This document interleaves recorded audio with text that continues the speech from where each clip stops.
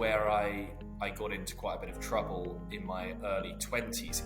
When I say got into trouble in my own mind, because I was so caught up in my head that I was exhausted. Speaking for myself, all of the motivation I had early on running and starting my businesses, not all of it, the majority I think was coming from the wrong place. Got to the point where I just didn't really care about being here.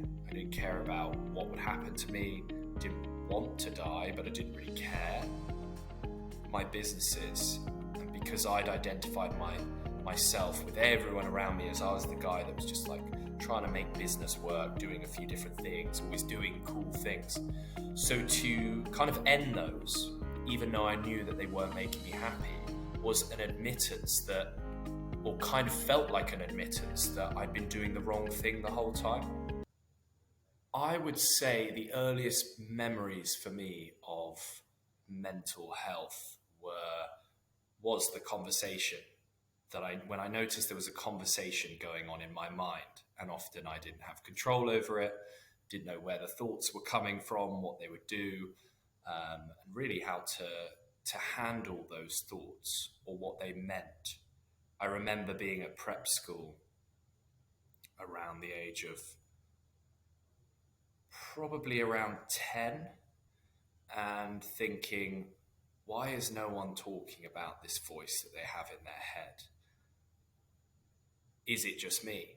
So I think for the first, and I probably didn't really work out that everyone has some form of voice in their head or whatever you want to call it, till maybe 18, 19, 20. So I would say that for me is the word. And I think it'd be interesting, we might get onto this, but I'm careful with I'm not careful, but I'm careful to say, okay, we don't even know what mental health means. You know, it means something very different to every single person. But in the realm of when did I first think about my mind and what was going on in it, or my mind and health, probably was that age when I sort of started to realize that there was something going on, something interesting about it.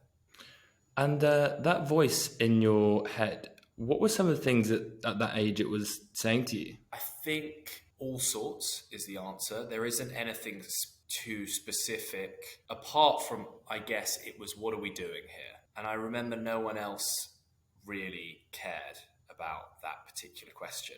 But I was always a bit of a daydreamer when I was younger. It's probably the nicest way to put it. Always sort of checked out of, I could engage and I had lots of friends and I would engage in certain things, but a lot of the time I think I would be daydreaming.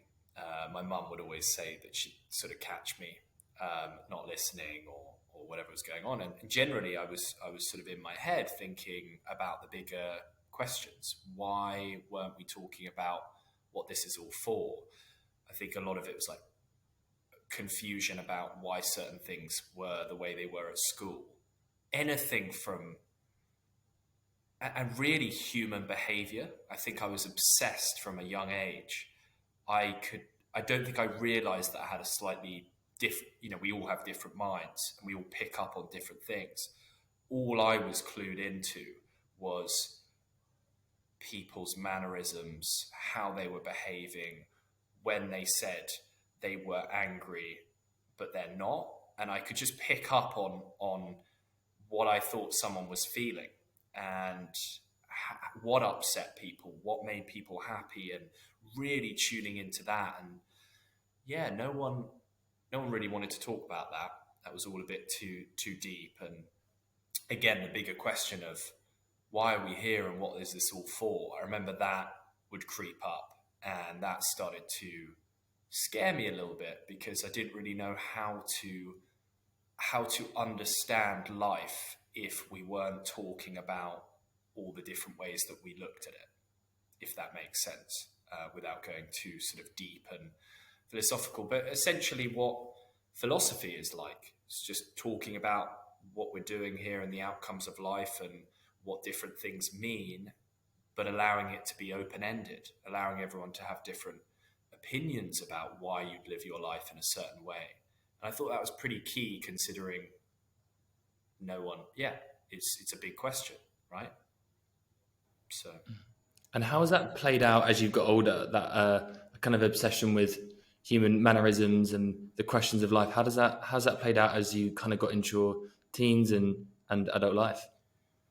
so I think, like with a lot of people, you you rely on certain parts of your mind and your behavior.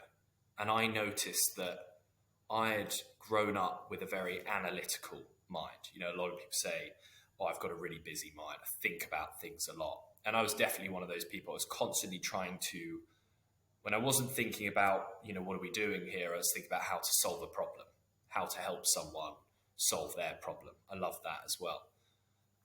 So your question was, oh, how did that develop?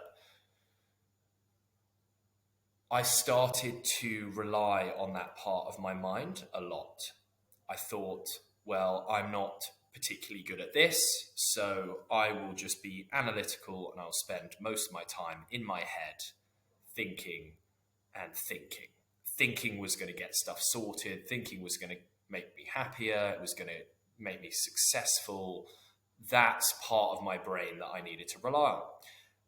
And I think that's where I got into quite a bit of trouble in my early 20s. When I say got into trouble in my own mind, because I was so caught up in my head that I was exhausted. It just was constant. And again, it was this heightened experience of getting worse and worse, because I thought, well, as I get worse and worse, I've got to think more and more. And I was just burning myself out. So I think I started to read a bit more, started to listen to other people, started to understand the that the voice in your head is not yours. It doesn't define you. It doesn't have to be you. And the thoughts can just come in and they have nothing to do with you. You don't have to listen to them. You don't have to believe that that means you're a bad person. I think that was a huge one for me, and is probably for a lot of people that they need to hear, which is that it's only the belief that in that thought that comes up. It's only the belief that, oh, if I thought about that, I must be a bad person. It's you identifying yourself the because of that thought coming up, but actually it's just a thought. So, for example, and what links these two is that I would essentially observe my thoughts so much. I think, why did I have that thought? And go down this rabbit hole, which there's nothing at the end, So I just go round and round in circles upon these things. And I think I essentially started to realize that my analytical part of my brain and various other different parts of our minds and what we're good at and the way that we are, they are very useful, but we need to use them controlled and in focused parts. So it's very useful if I'm solving a problem to use my analytical part of my brain and to work through stuff and really go into depth and go down those rabbit holes. But if it's to do with some thought that comes up, or I'm actually just trying to relax, like outside of trying to work stuff out, constantly trying to work out how to save the world, and it's exhausting and it doesn't actually help, and you don't do your great thinking. So I try to, what's really helped me now is really understanding that there are different uses for different parts of your brain and the way that you behave, same as the use of different emotions, etc. And really try to be aware of when I'm doing one too much, essentially. Yeah, it's so interesting that I can really relate to the thought just going round and round and being trapped in your head thinking, oh, surely I can figure this out. And I remember this one time at university that was so like really reminds me of this memory, was just that I was walking down the street and suddenly like a car beeped its horn and I like snapped back into reality, and I'd realized I'd got myself so worked up thinking about this thing. I had my hands in my pockets, clenched fists, and I was so trapped in this thought. And then I went to the gym and I left the gym and I couldn't even remember what I was thinking about before. And it's like, how many times am I losing grip on like the present moment just because I'm trapped inside my head, getting wrapped around on these little thought loops? How did you, I guess, how did you quell, how did you, I know you said you started kind of researching it, but how did you start to quell some of those thought loops? Yeah, I think on on that sort of topic of thought, I think just to frame it, I think it's, pretty much everything is controlled by the way that we look at our thoughts. It's such an important thing that we don't talk about enough, which is that you can get stuck in your head, as you said, for half an hour, maybe even days, in a bit of a daze about some particular topic. And the majority of suffering comes from the way that we look at things, the way that we think about things, rather than what actually is happening. So I always say, one of the things that I remember hearing was that, pain is good. Pain tells us when something's going on, when we need to change something, when something needs to be healed, etc. It gives us a warning. Suffering is allowing that pain to continue, is to almost continue it by within your control. And I see that in the form of the way that we do things with our thoughts, which is that a lot of the stuff that's going on around us, that can cause pain. And it does, and it's real stuff, and it really can be devastating. But it's the suffering that we apply to a lot of these things that are not as bad as they seem, or the fear, because that is suffering. The fear that this thing could happen when it hasn't even happened, and the pain of it wouldn't be as bad as you think, is a really important point, just to kind of frame this conversation we're having. So your question was, how have I got out of some of those thought loops? I think as soon as you're aware of one of these thought loops and realize that why you don't want what that is doing. So in simple terms, what has this thought loop got me into? Going down these rabbit holes. I'm exhausted. I haven't really worked out how to save the world, let's say, as one of them.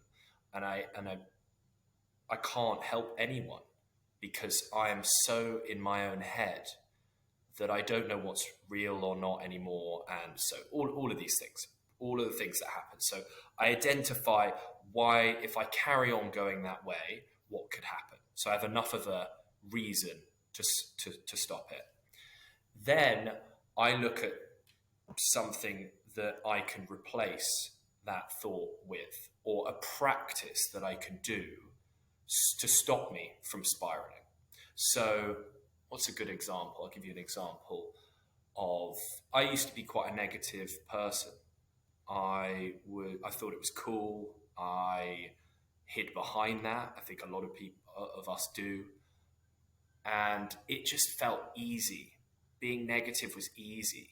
It's just like the sort of, well, for me anyway, it was just the easy thing to do, and it was like, well, if you're always negative about something and it doesn't and it still doesn't come off, you don't feel as bad. However, there are lots of reasons why I wanted to change that.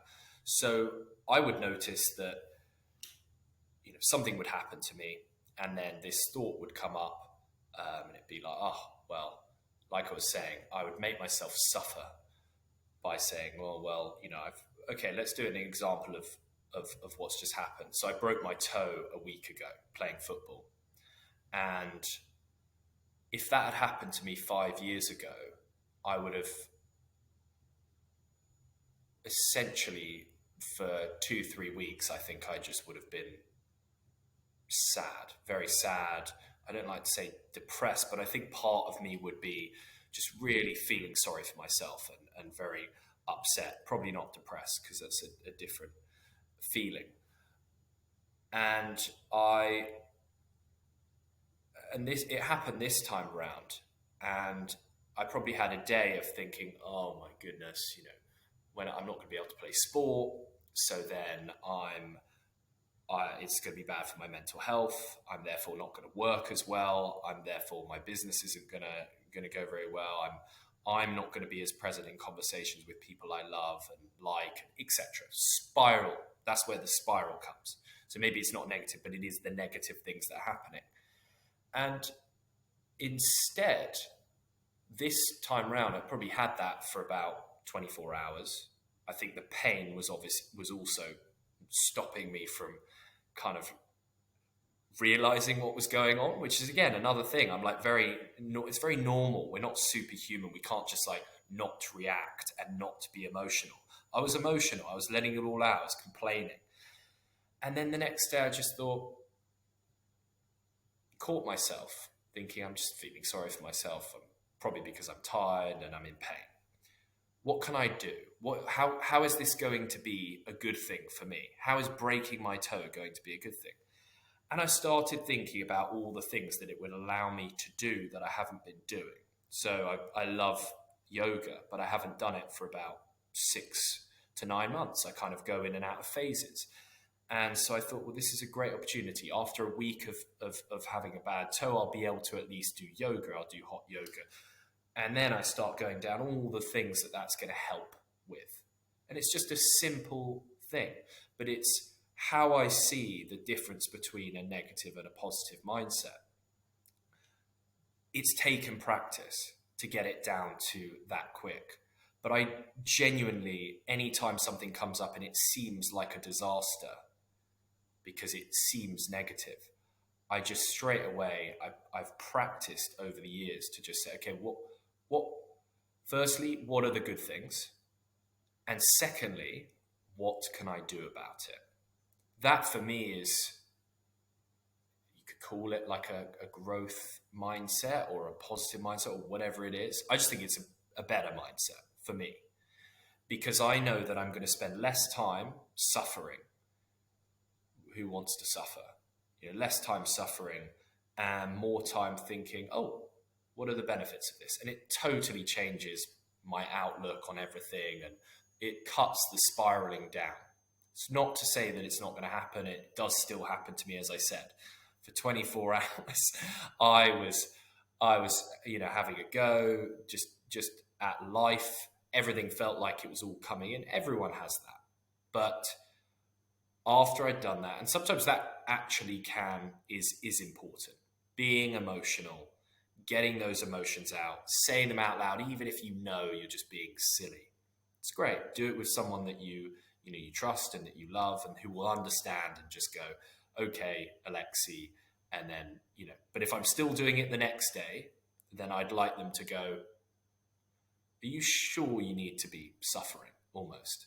I'd like my girlfriend to pick me up and say, come on now, I get it. It's a bad situation, but what is the good that you can bring from this? And really all of these things, I think people don't like to hear it because it just takes practice. Practice takes time. No one wants to spend time doing these things. Because they don't seem, it's not a pill, it's not a flashy gadget to use, etc. And I really do think, whilst we're on this, the simplest, cheapest, you don't have to pay for them tricks that you can do are the most valuable to your mental health. Obviously, there's other stuff. There's amazing companies out there doing awesome stuff. And I do coaching, for example, which I think brings out more of that awareness in yourself of these patterns, these thought patterns that don't serve you. But you can do it yourself. Such a powerful story. And there's a quote I love from, I think it's Mark Twain. I don't know if that's the correct one, but it's like, I've had so many worries in my life, most of which have never happened. And I think it's such a powerful story of like, because it happened to me recently. It's something that I do struggle with. I'm generally quite a calm person, but if one thing annoys me, I can't shake it, and I do need to practice it because it happened. I think it was 2 weeks ago. Something happened, and I was annoyed, and I couldn't shake it for the whole of Friday. And then went out with friends, and I literally had to leave early because we were playing pool, and I wasn't present, and I was still getting wound up by it.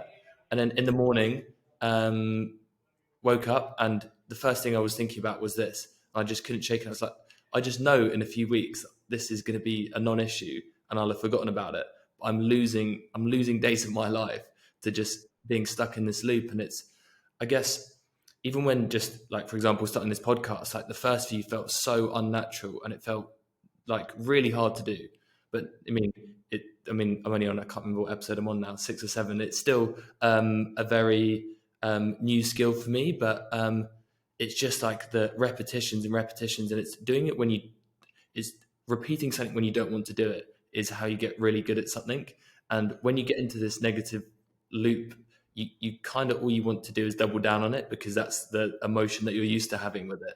It feels good to double down on it in a weird way.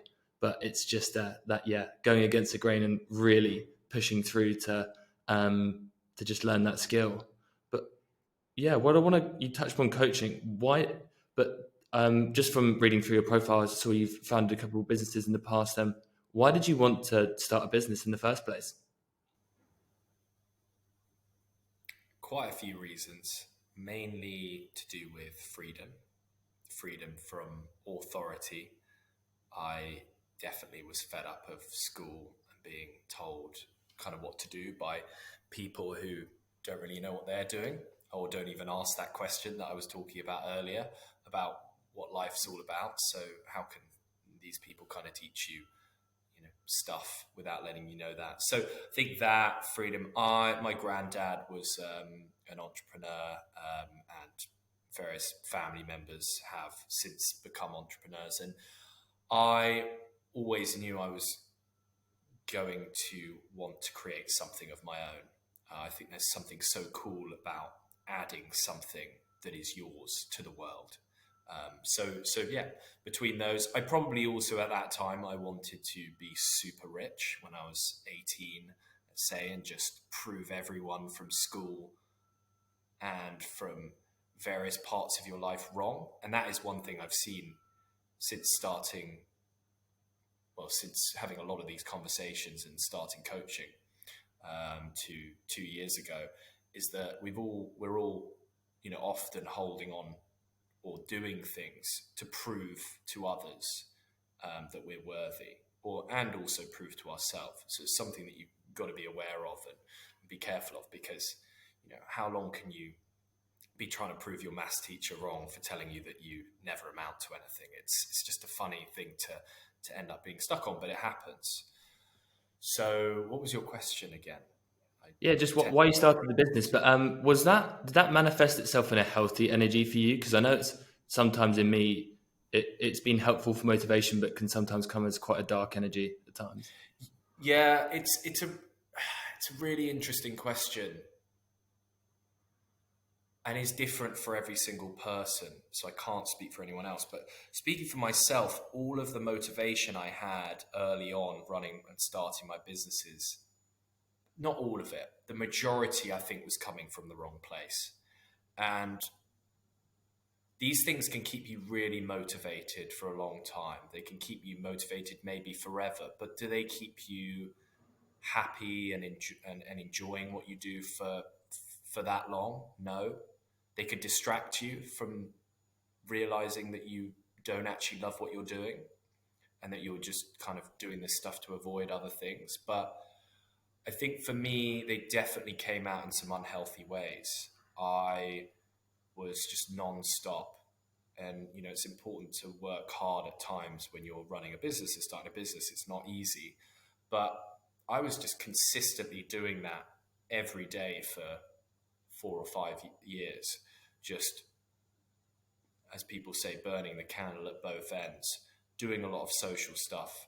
But really, my business and my two businesses that I was trying to run, whilst also working for my family business at the same time to pay for these businesses to get started up, I was motivated by the wrong things. I was motivated by wanting to be someone. I was motivated by wanting to prove that I was someone by showing people that I can, run a successful business. And I wasn't doing it for the things that I truly love, that are the really meaningful reasons. And so I would be motivated for a certain amount of time, and I know other clients have this as well. You're motivated, you get you great for a month, and then for about 2 weeks, you just feel really down, and you don't really know why. At least in my case, and the same would just continue to happen for the next few years, but it would get worse and worse each time. And I just sort of thought, oh, well, it's just normal for me to have these huge ups and downs. And don't get me wrong, we all have a certain, but these were a lot bigger than they should have been. So that for me was a time when I realized something was wrong. It kind of got to the point where, and I've mentioned this in a post online, got to the point where I just didn't really care about being here. I didn't care about what would happen to me. Didn't want to die, but I didn't really care. And so, for someone who was really interested in mental health, that was a good time to sort of realize, okay, I need to do something about this because everything externally looked great. On paper, I should be happy. Got loads of friends, playing a lot of sport. I'm running these two businesses. I've got a steady income. I've got a great family. All these things. So how could I? How could I? I think that made me even more upset. How could I be upset? How could I not be that happy or be this unhappy when I've got everything that I should technically need? And that's really when a lot changed for me. And I started to, it gave me enough of a real, it was enough of an intense situation, feeling of emotion to think, this can't be it. I've got to do something about this.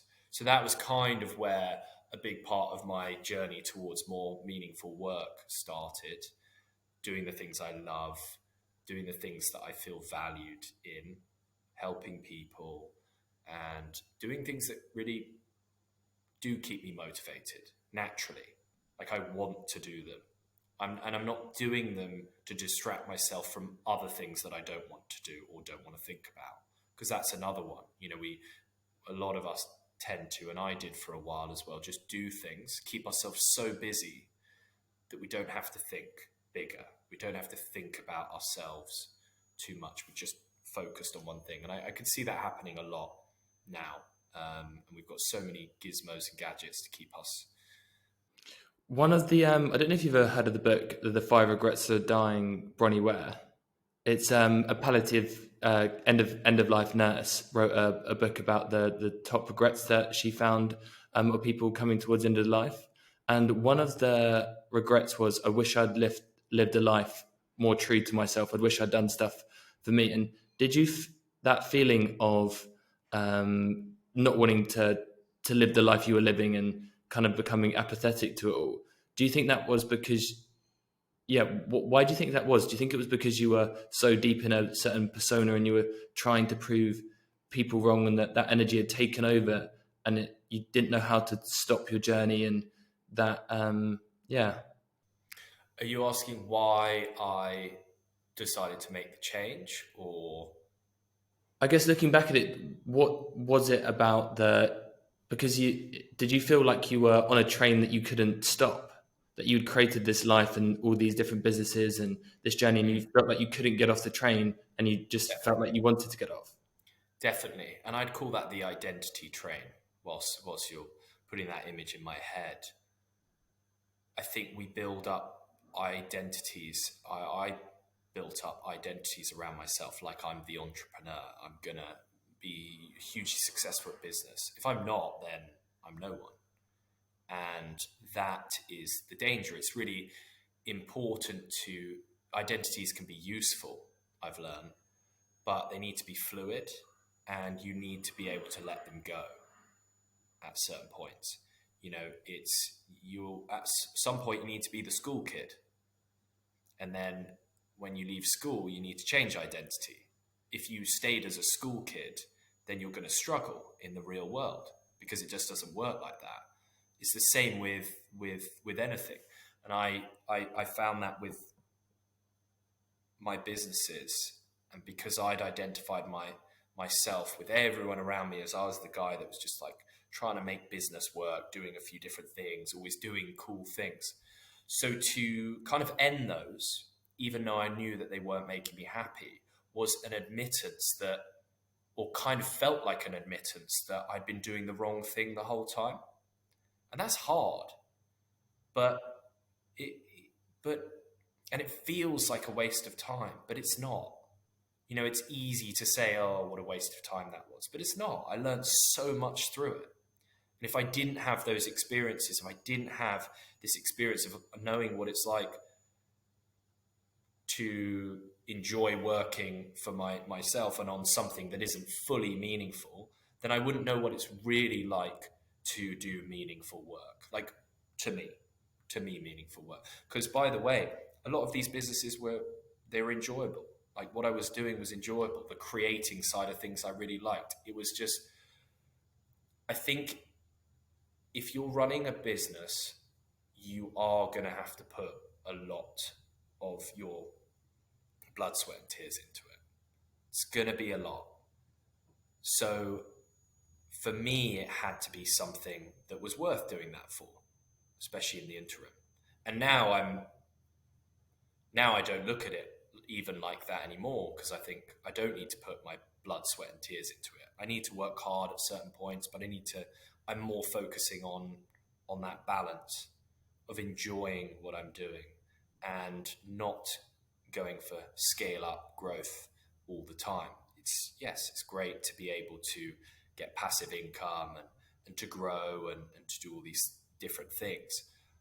But I think we've lost sight of how quickly you need to do things.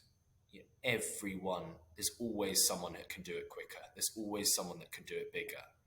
And it always seems like someone's doing it bigger and quicker because of all the stuff that we see all the time. You know, that whole, it's difficult in this day and age because the grass is greener is not just looking at your neighbor anymore. It's looking at the hundreds of people that you're surrounded by, your friends. And, you know, none of us are really fully truthful on it, right? And we're all showing our highlights. So as soon as I realized something like that, by the way, as a side point, I just do not see what that is going to get for me. The only thing that social media gets for me in terms of like an Instagram, for example, is I might get to keep in touch with some friends that I've met abroad.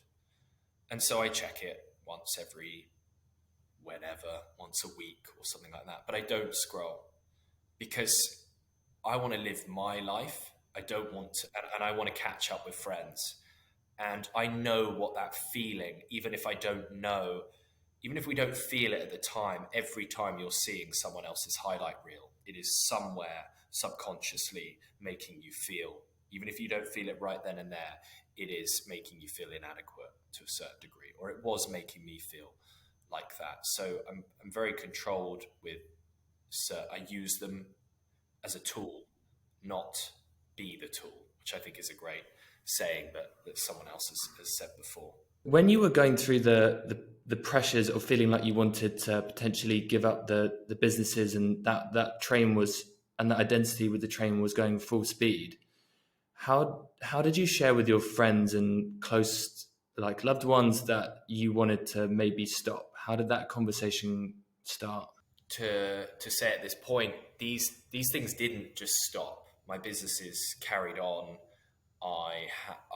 Instead, I just decided it was time. Actually, my mum said, it's probably time for you to go and see someone now. Like, you know, if you're feeling like that, why don't you, because I always thought in my head, I knew everything there was about the mind. I knew my mind better than everyone else, and I would work it out.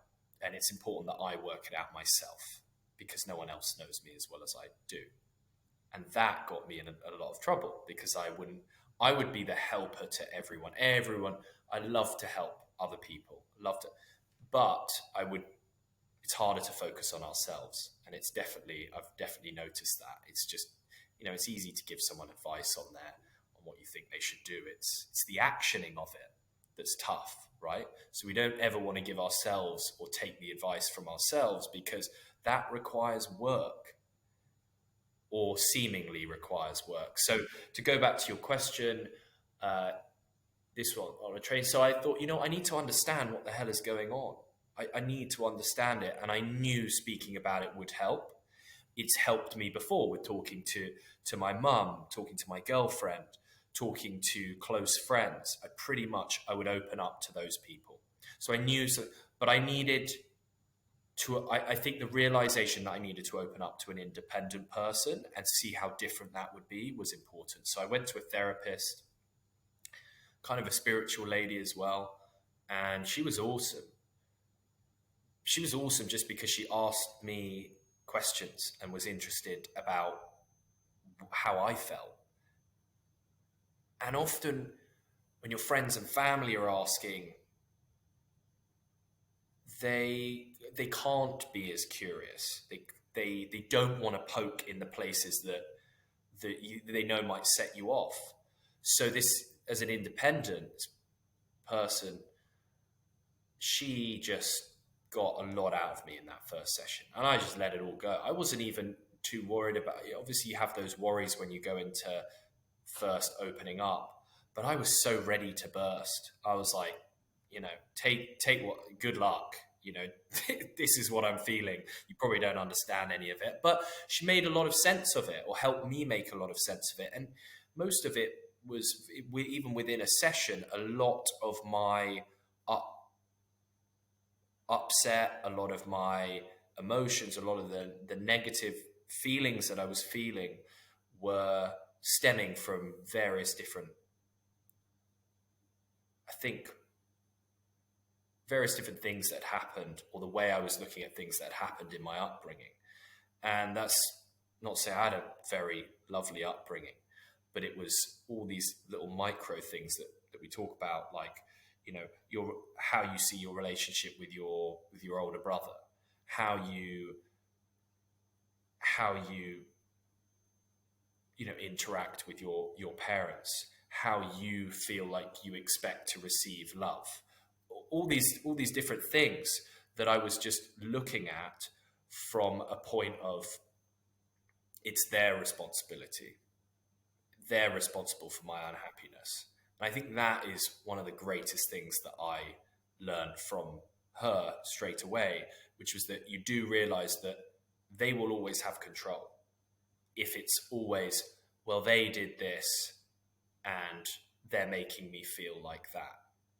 And I'd read about this stuff, but I think particularly hearing someone say it and challenge me on it, it was just like that question of like, well, do you want, it's what I ask some of my clients, which is that, so, it's up to you. Do you want other people? Do you want to be in control to a certain degree of how you feel?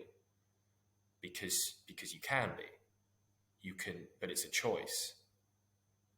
Obviously, we have emotions and they come up and we can't choose that, but you can choose how you then react, etc. So started with the therapist, and sort of helped me identify these things that were nothing to do with my work. And then I moved to, she actually said, I think you can have a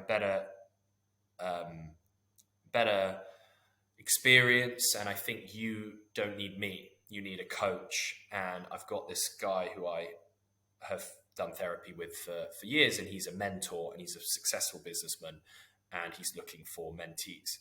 And luckily he was taking them on for free. So I went to see him, and he was a coach. He would just ask questions similar to the therapist, but he would focus more on, I think I was able to open up to him even more because I had so many things I could relate with.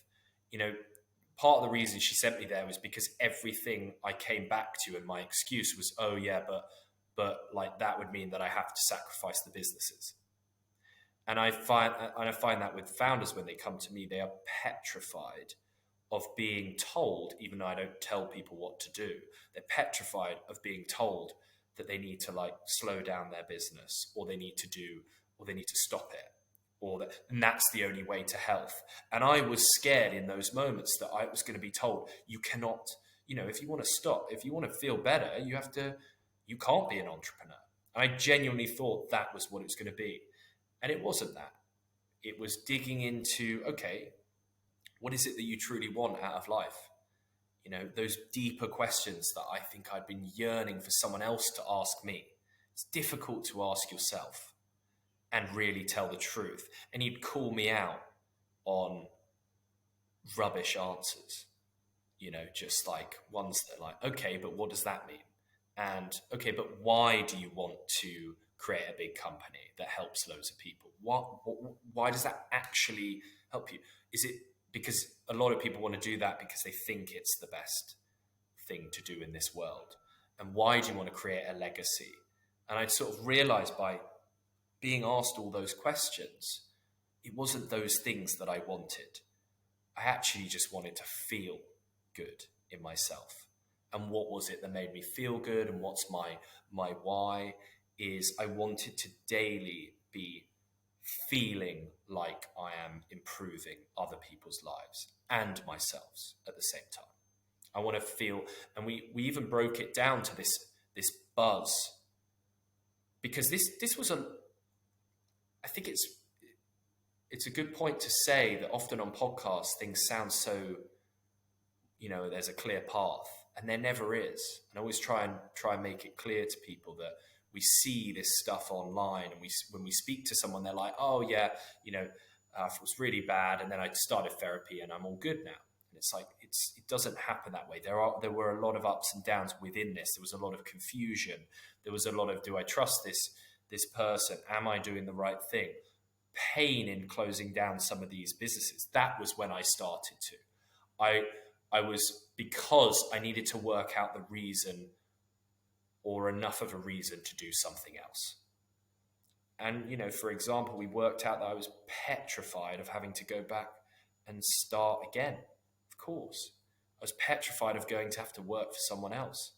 I hadn't done that before. I didn't want to do it. I didn't want to feel like I started at zero. But we worked out a way that was optimized to give me the best chance of being happy whilst also feeling fulfilled, and covering all these boxes that I cared about. And I think, often we just get stuck in one sort of reason for doing things. But of course, there's going to be quite a few. But there's got to be that underlying feeling as to why you want to do that. And that's what I found through that person. God, yeah, thank you for sharing that. That was that was so well said, and such a good story. I actually got goosebumps. I don't know what, I had like an emotional reaction to it, because I think it's like if you go through different, I guess, perceived like internal failures, or you go through a period of not knowing if this is the direction, it can be such an inner turmoil to know which way to turn and which way to go. And I think there is such a magic in new beginnings, and getting, even though you think you've gone so far down this path that you don't want to let it up, that a direction to a new path can be so exciting. And yeah.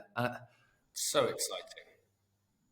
And it is on that you, again, this is where a shift has to happen if you're not very good at it. Some people are just, because of the way they've been brought up or how their mind works at that point, they're very good at just putting a positive spin on something. Like, it's the thing that came up for me was, it's like when you go through a breakup. It's a weird example, but when you go through a breakup, and if you're only thinking about what you've lost and what you're not going to have, and which we naturally do, like, oh, I'm not going to have that comfort. But if you shift it, and this was years ago, I've been with my girlfriend for 7 years, but I remember being at university and thinking, oh, well, what made me feel better was thinking, but what are the opportunities here to start a new relationship with someone, to find and interact with different people that could potentially turn out to be your partner one day. That's exciting. And so it is that kind of shift out of it to focus on those things. But I'd love to know why you think you got goosebumps at that particular point when I said that. I think it's just because I've definitely been through some periods where I felt like I was living, working in a job, or living in a way to not clear. It wasn't like anyone was like, had this like letter for me to follow. It wasn't that. I felt like I was doing stuff to please other people, or I felt like this would get affirmation from other people. And I felt like I didn't want to be seen as a failure. And there's like not a conscious thing, but like it felt like almost like competing with friends and like siblings on like success, and am I going to be successful, and what does success mean to me? Like, am I a failure if I don't get successful? And then I think the bit that made me emotional was, you said that you when you'd been asked some of these questions for the first time, and I think I really related for the first bit of the podcast when you said you were questioning like what is all this, and I'm definitely a deep thinker and someone that craves like these conversations. Hence why I started the podcast. And I think in day to day life, I really struggle with some of the small talk that goes on. Like you never get into these emotional conversations, and I think I would like going to therapy. I was genuinely craving to actually just speak about some of the emotional parts because whenever I meet up with friends, it's we're always because you haven't seen each other in maybe like a couple of weeks. It's normally over a beer. But it's never like, yeah, how did your childhood actually affect you? Like, what did that moment in life make you feel like? And it for it be okay to cry and say something which you may feel if someone's not prepared for it, it may trigger them. Like just saying it in a therapy room with no judgment and being asked those questions. And I found it fascinating learning about the inner parts of my mind. And I think yeah, I think so many more people, but men in particular, crave like emotional intimacy. Not in the sense of like anything physical, but just the actual um, emotional conversations that many people feel judged to have, or maybe don't even know how to have. And I think that's what really, yeah, just triggered something in me unconsciously, just to have that reaction. But yeah, it's really interesting that it came up. Yeah, it def it definitely comes back to practice. On we're just as men in general, we just don't have these types of conversations that much. But it made me think of a time when a friend of mine was going through a really really rough time, and we were on a night out, and suddenly I just heard about, or he opened up to me about everything that had been happening. Unfortunately, this at the moment this happens like 4 or 5 beers deep, but with a lot of other friends of mine, like I speak, I'm actually we're very open with each other. So I think, but on this particular occasion, it sort of came up after 4 or 5 beers, and it was only because we'd got back after being in a group, and it was just me and two others, and he kind of opened up, and we just had the most incredible moment. I mean, it was talk of it, feelings of suicide, and hearing his count of my mind is telling me to just throw myself off, like this and that. Really hard to hear, but like an amazing moment. And this is the thing that I think we you start to understand when you kind of work in this space, and things have to be hard. It's okay for them to be hard. It's just how can we react? And for example, that brutally hard moment was beautiful. Like I think about it, we were hugging and crying and just saying like it's okay, and we're here. Like that was all that we could say. There was nothing we could say. And I think from the best of my knowledge that even just that one conversation really helped that particular friend of mine, but also really helped me. It helps all of us when we share these things. Like when this is my other thing, when people are scared of opening up, people love to help. So don't be selfish and don't let these things out. Let your problems out. We love solving other people's problems, like as I said. So this fear that people are just going to think, oh, what the hell, and maybe that will happen. But if you go to the person you trust the most, and start having those conversations, it is you that has to do it. And that's what I realized. So I had that same realization as you, where I was like, I'm not having these conversations enough. I think my personality needs these types of conversations, or not my personality. I just need them. And so I started seeking them out. You have to do that. You can't wait for people to come and be like, oh, let's talk about deeper stuff of life. You just have to be that guy that, like, I'm that guy to all my friends that it's now kind of a running joke. It's like, you're not going to have a surface level conversation with me. And like, I, that's who I am.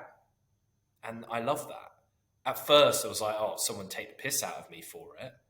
And I'd be like, oh, I don't want, oh, why are they taking it? But if you own it and you realize like, well, why, that's what I want, so I'm going to have that. I don't care if people, obviously I still love having a surface level conversation at certain times, and I do not want to go into the mind all day every day. I've got to be careful of that. But I think it's amazing. I'm suddenly now, people know that, and they just won't even, almost in a sense, bother having small talk, which is really nice. But it takes time, and it takes time to give people permission that you're going to listen every time that comes out. I think there are ways that you can do it as well. And what I've noticed is that a lot of us go and do a lot of group social things, which are really important, but it's very difficult. It turns into a very different conversation when you're speaking with three or four people. Plus, it's going to be surface level, jokey. It's going to be like, you can't. It's harder to engage in a conversation that is a bit more intimate, because in order to get vulnerable, that person first feels more comfortable just saying certain things to you, and they might say other things to someone else. So I've started doing more now. If I have in my calendar too many group things, I just go, no, I need that. I need those DMCs. I need those conversations with people where I actually hear about how they are doing. Because the classic of when you're like, oh, how's it going? How have you been? Yeah, I've been great. I've been great. It's like, no, you haven't. And I've started to, I do that with clients as well. They jump on the call, and their natural reaction is to just go, yeah, it's been a good week, and I guess, and then I just pick up on it. I'm like, doesn't sound like a good week, and then we can have that conversation. So anyway, it's a bit of a ramble to make a few points there, but yeah. I mean, that sounded like such an amazing moment between you and your friend. Yeah, it's it's so tough to, because I think it comes back to personal responsibility. Like, the conversation is so good that's happening around mental health, that we're all speaking about it, that we know it's an important topic. But I think if you know you're okay with speaking about your own experiences, then try to do that to the people that you think struggle with it or aren't very emotional and that don't open up. Because I think it's something that comedians do and people in sales do when they open up a conversation. They'll say something super personal about themselves. If you notice a comedy routine or like a salesperson, sometimes they'll say something like really personal about themselves, because it immediately creates that sense of trust and allows you to open up, or you to feel more open. And I think if more people can do that about their mental health, just to have the courage to go, oh, this is how I'm feeling, and then it creates the space for more people to do it. I think it's just, yeah, so important. Point when you had the moment with your friend, did you know how to react? Yeah, yeah, no, I've got a little bit more time. I'm enjoying it, so ask away.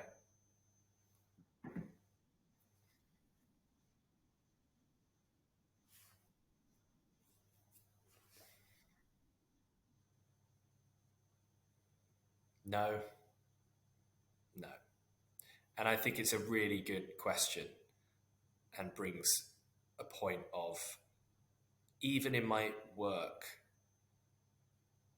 I think a lot of people shy away from this. In coaching and therapy, we're not supposed to know all the answers. We're not supposed to know what we're doing a lot of the time. That's what pushing the boundaries is,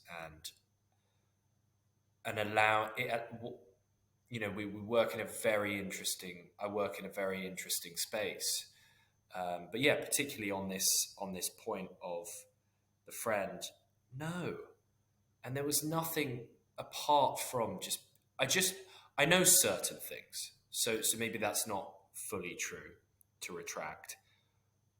I know through my work that actually just being there and listening is all I need to do. Like, as best as I can, and actually not try and fix things. And I think some people, and including myself, I've been burnt before, where I'm like trying to help them, and they're like, I don't need that. I just need you to hear me. I just need you to tell me it's going to be okay, and that you understand, and that you're here. And it's the same. We all get that, right? Like, it's like when I feel really ill, and all you can think about is, all I can think about is I want my mum and I want my girlfriend, like there. And it's like, they don't have to do anything. It's just that by having a conversation with my mum, or having a conversation, or just my girlfriend being by my side when you have this, whatever it is, terrible pain or illness. It's like, that's just comforting. There's something amazing about that, and I think that's the same with mental health. Often, I think we shy away from a lot of conversations that we have because we think that we need to have the answer, and you don't.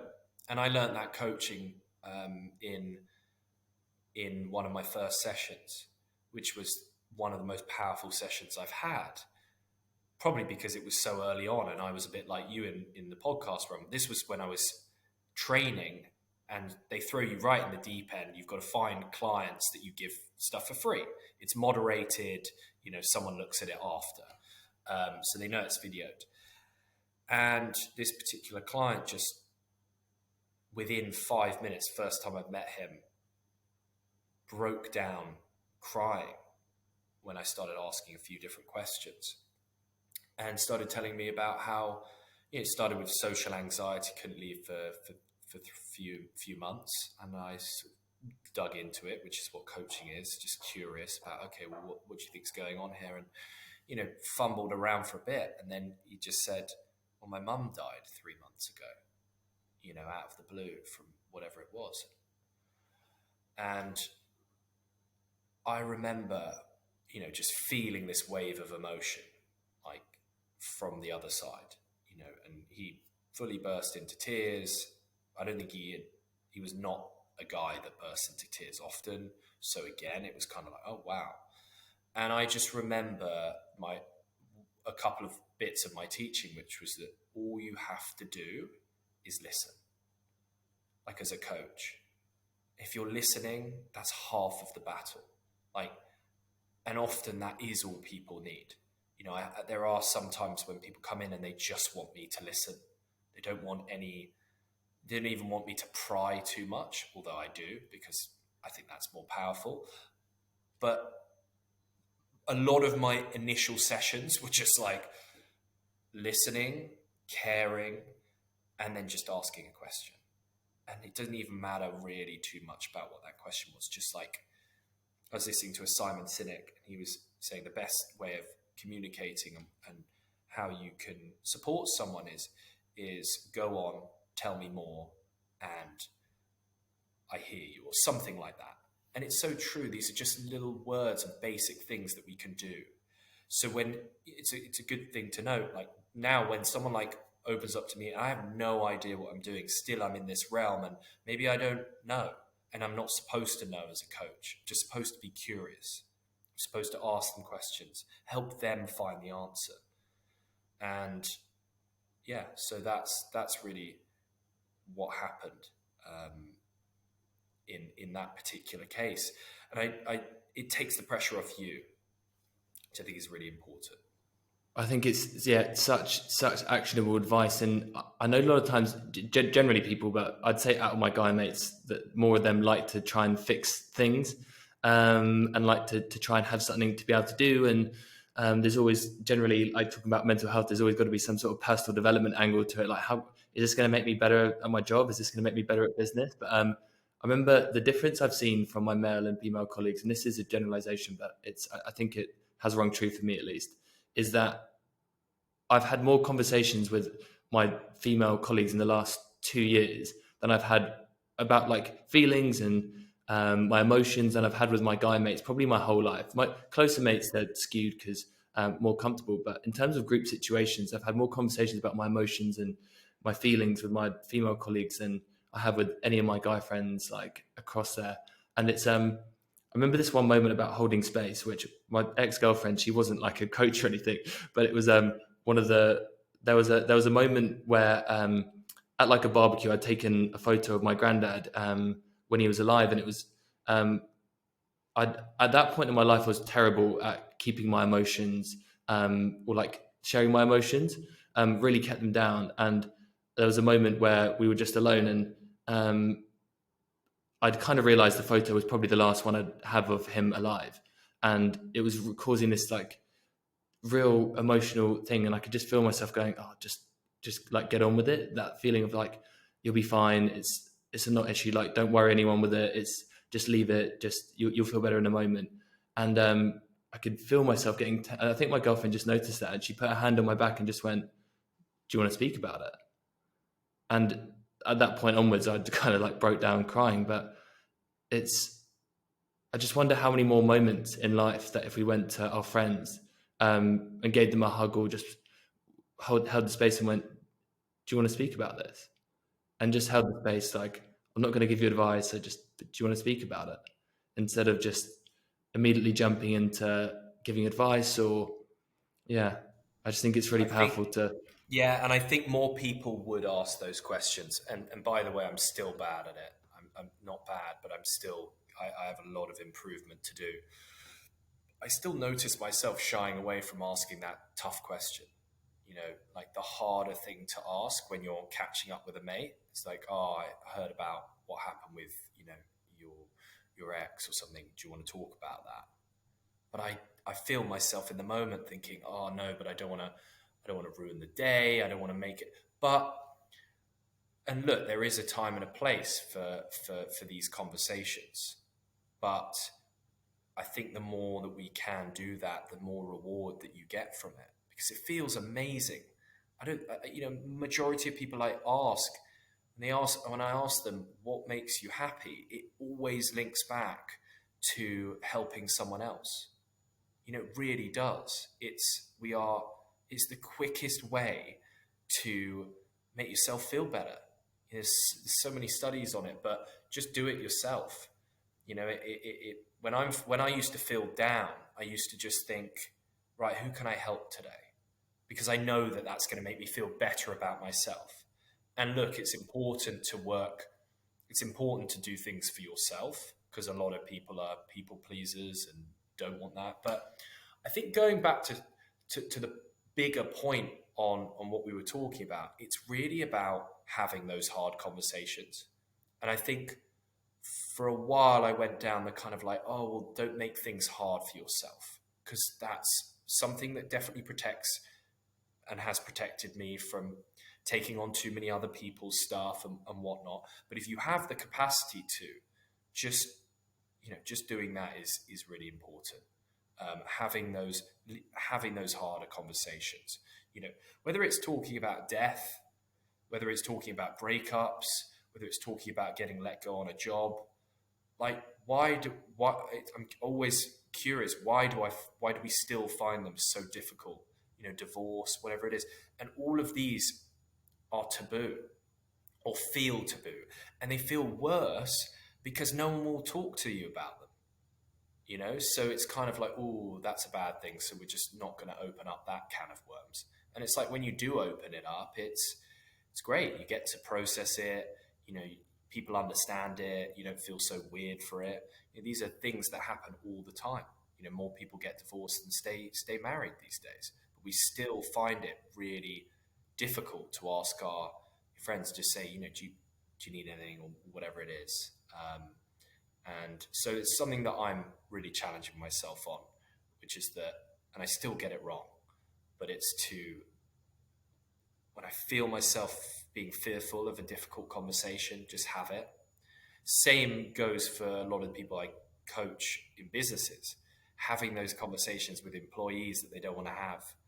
But it's unbelievable. They think that the employees have this huge issue with them and their business. They don't want to work there. And then they just go and have a conversation, ask them if everything's all right, if you're all right, and if there's anything that they can do to make things. And it will just be like, oh, I broke up with my boyfriend. Thanks for asking. Like, I know I've been distant and blah blah blah. All these things, and it's nothing to do with them. Or maybe it is, and it's just a quick fix. A lot of the time, it is. It's just having that conversation. Same with co-founders of businesses, and because we're having a lot more conversations over Zoom and things like that, those don't come out as naturally as much. But you can, they can. You can make the effort to.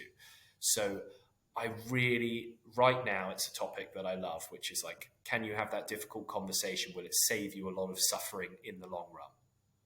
Do it. Just do it. Just rip the band-aid off and just do it, because you will learn something from it. And usually something good will happen from it. And if it doesn't work after that first conversation, cool, it's fine. You can move on. At least you can say that you've tried to do something about it as well. Yeah. That is a really powerful place to finish. And I think if anyone is listening, they need to have that hard conversation. They've been thinking about it. Now's your chance. Thank you so much for coming on. And then ask someone to ask you all the hard questions as well, which is even harder, which is even more difficult to take on. But no, thank you. I really enjoyed that conversation, and I just hope that some of the stuff we've talked about helps someone somewhere. But yeah, thank you very much, Nick. Thank you for listening to this episode of the Never Fully Heard podcast. If you enjoyed it, please just share it with a friend. Would love to get this to as many people as possible. Thank you.